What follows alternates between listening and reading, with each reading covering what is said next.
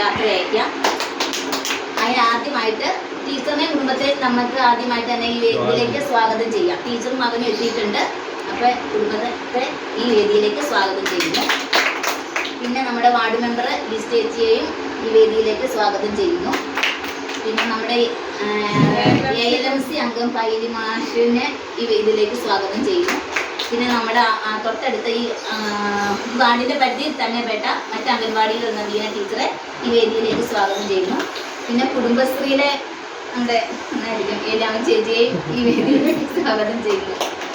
പിന്നെ നമ്മുടെ ALMC എല്ലാ അംഗങ്ങളും, എനിക്ക് പേരൊന്നും അറിയാൻ പാടില്ല എങ്കിലും ഇവിടെ വന്നിരിക്കുന്ന എല്ലാവരെയും ഈ വേദിയിലേക്ക് സ്വാഗതം ചെയ്യുന്നു.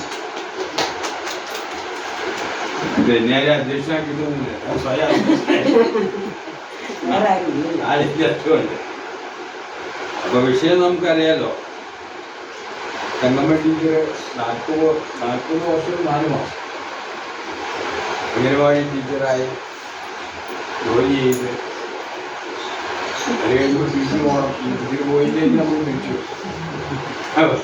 തിരിഞ്ഞു പോകണം. ശരിക്കും പറഞ്ഞാൽ എനിക്ക് തോന്നുന്നത് ഈ അംഗനവാടി ടീച്ചർമാരുടെ ദോഷം കൊണ്ടാണെന്നാണ് തോന്നുന്നത്. ഈ റിട്ടയർ ചെയ്യണ സമയത്ത് ഇവർക്ക് പല ആനുകൂല്യങ്ങളും കിട്ടാനുണ്ട്.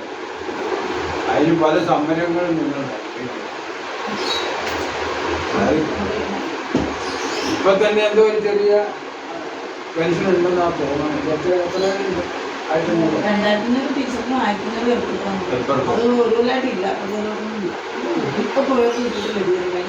ഈ കൂടുതൽ പ്രസംഗമൊന്നും ഇവിടെ ആളില്ലാത്തതുകൊണ്ടാണ്. എനിക്ക് പറയാനുള്ളത് അതാ.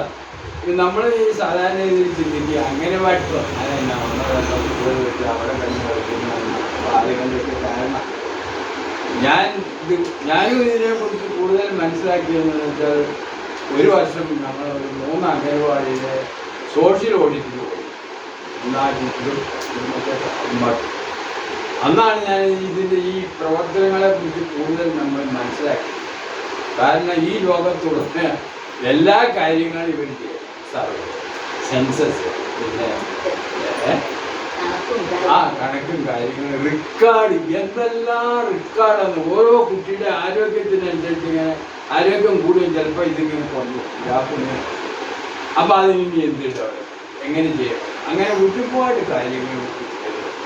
പഠനം അംഗനവാടിയിൽ ശരിക്കും പറഞ്ഞാൽ അംഗനവാടിയിൽ നിന്നാണല്ലോ മുറ്റത്തെ പൂന്തോട്ടം. അംഗനവാടിയിലെ പഠനം ഉദ്ദേശിക്കുന്നില്ല. നേഴ്സറിയിലും അങ്ങനെ തന്നെയാണ്.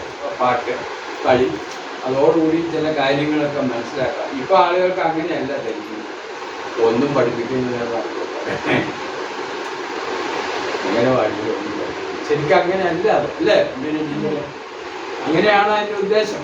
പക്ഷെ എന്തുമാട്ടെ കുറേ കാര്യങ്ങളൊക്കെ ഇങ്ങനെ ചെയ്തുകൊണ്ടിരിക്കുന്നത്. എപ്പോൾ നോക്കിയാലും റിക്കാർഡ് ഉണ്ടാക്കുന്നത്. ഞാനൊക്കെ റിട്ടയർ ചെയ്യുന്ന ആ സമയം വന്നപ്പോൾ എങ്ങനെയും ഇതിൽ നിന്ന് പിരിഞ്ഞു പോയാൽ എന്താ വേറെ കാര്യമൊന്നുമല്ല.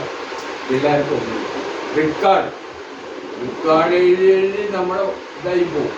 ആ റിക്കാർഡ് പിള്ളേരൊക്കെ ഉണ്ടാക്കി അങ്ങനെയൊക്കെയാണ് ചെയ്തുകൊണ്ടിരിക്കുന്നത്. എന്തുമാട്ടെ അപ്പോൾ ഇത്രയും ആളുകളായാലും ഇത് വന്നതിൽ വളരെ സന്തോഷമുണ്ട്. നമ്മുടെ അയൽവക്കത്തെ തന്നെയാണോ ഇതിനെ കുറിച്ച് പറയുന്നത്. ബീന എല്ലായിടത്തും സജീവമാണ്. ആ അംഗനവാടിയിൽ ഇതുണ്ടെങ്കിലും ബീന എന്നെ ചിലപ്പോൾ വിളിക്കാറില്ല, ഞാൻ പോകാറില്ല. കാരണം ഇവിടുന്ന് തിരിച്ച് നമ്മളെ പോകേണ്ടത്. റിട്ടയർമെൻറ്റിന് വിളിക്കാന്നപ്പോൾ പറഞ്ഞത്. വിളിച്ചാൽ നമ്മൾ പോവുകയും ചെയ്യും. ഇനി പറയാൻ പറ്റില്ല കേട്ടോ, നമ്മുടെ സ്ഥിതി. എന്തായാലും കൂടുതൽ പറയുന്നില്ല. ഇത്രയും കാലത്തെ സർവീസിന് ശേഷം പെൻഷൻ പിരിയുന്ന ടീച്ചർ ഞങ്ങൾ ചെറിയ ഒരു പാരിതോഷികം നൽകാൻ വേണ്ടി ശ്രമിച്ചിട്ടുണ്ട്. അതിന് പല ആളുകളെയും നമ്മൾ സമീപിച്ചിരുന്നു. അവസാനം ഞങ്ങൾ പരാജയപ്പെടുമെന്ന ഒരവസ്ഥ വന്നപ്പോൾ നമ്മൾ തന്നെ മുൻകൈ എടുത്തതിന് ഏറ്റവും കൂടുതൽ സഹായം